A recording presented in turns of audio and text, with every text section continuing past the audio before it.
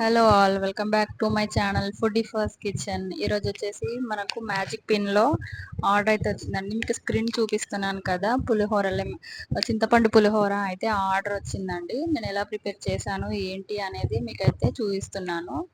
ఒక పక్క అయితే కుక్కర్లో మనం రైస్ అయితే కుక్ చేసుకున్నామండి. ఇప్పుడు వచ్చేసి కడాయి పెట్టుకుని అందులో పులిహోరకు తగినంత ఆయిల్, జీలకర్ర, ఆవాలు వేసుకున్నాను.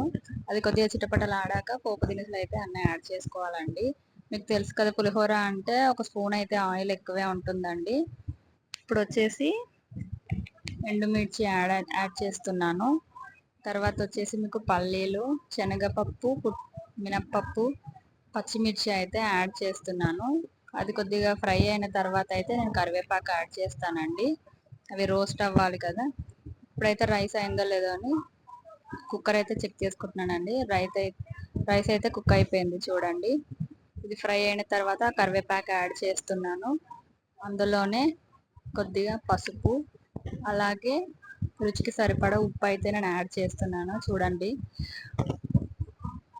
మీకు కూడా ఇలా మన ఆఫ్లైన్లో ఆర్డర్ పెట్టుకోవాలంటే మన వాట్సాప్ నెంబర్ అనేది మెన్షన్ చేస్తానండి. మీకు ఎలాంటి ఫంక్షన్స్ కానీ మీరు ఆర్డర్ పెట్టుకోవాలనుకున్న ఫుడ్ అయితే ఆఫ్లైన్లో కూడా ఆర్డర్ పెట్టేసుకోవచ్చండి. ఇప్పుడు వచ్చేసి చింతపండు నానబెట్టుకున్న పులుసు అయితే ఈ పోపులో వేస్తున్నానండి. ఇది వచ్చేసి పౌడర్స్, మెంతి పొడి, జీలకర్ర పొడి అండి, వేయించి పెట్టుకున్నది. అలాగే నేనైతే ఇందులో పెప్పర్ పౌడర్ కూడా యాడ్ చేస్తాను.